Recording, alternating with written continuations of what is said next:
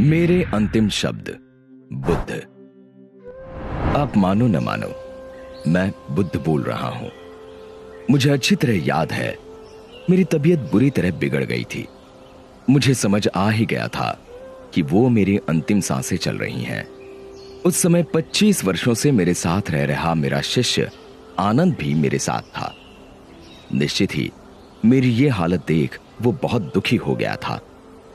इधर उसका ये हाल देख मैं आश्चर्यचकित था कि यदि उसे सिर्फ मेरी संभावित मृत्यु से इस कदर दुख पकड़ रहा है, तो फिर उसने जीवन भर मुझसे सीखा क्या?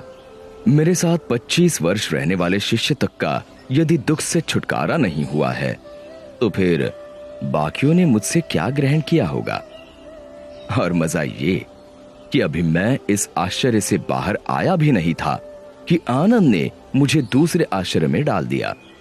उसने मुझसे पूछा, मुझे ऐसा सत्य दीजिए कि मेरा हमेशा के लिए उद्धार हो जाए।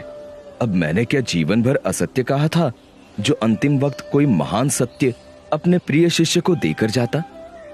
और फिर मैं किसी को सत्य देने वाला कौन? मैं तो सिर्फ राह दिखा सकता हूं। बाकी तो सही मार्ग पर चलकर सत्य मनुष्य को स्वयं पाना होता है। किसी मनुष्य के पास किसी को कुछ देने की या किसी से कुछ छीनने की क्षमता ही कहां होती है। सो मैंने उससे कहा, भाई आनंद, अप्पदीपो भव, यानी अपने दीप स्वयं बनो। अब जब मैं साक्षात था, तब भी मेरे अंतिम शब्द यही थे, और आज 2500 वर्ष बाद भी मैं आपसे यही कह रहा हूं कि अप्पदीपो भव, यानी अपने दिए स्वयं बनो। और सच कहूं तो ये मेरे मुख से निकले तमाम शब्दों और व्यवहारों का सार है। मैं दावे से कहता हूं कि यदि आप इसे गांठ बांध लेंगे तो आपका तत्क्षण उद्धार हो जाएगा।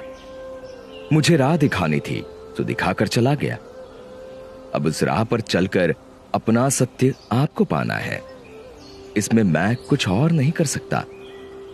सोचो ये कि जब मैं साक्षात था तब कुछ नहीं कर सकता था, तो अब मेरी मूर्तियां या मेरे जैसे वस्त्र पहनना क्या कर लेगा? सो इन सब नौटंकियों से छूटो और स्वयं को भ्रम में डालने से बचो। सीधे सीधे मेरे बताए मार्ग पर चलकर अपने जीवन का सत्य खोजने में लग जाओ। विश्वास जानो कि अपने द्वारा अपना उद्धार करने के अलावा तुम्हारे पास अन्य कोई मार्ग नहीं। आपको अपना दीप बनकर अपने को रोशन स्वयं ही करना पड़ेगा।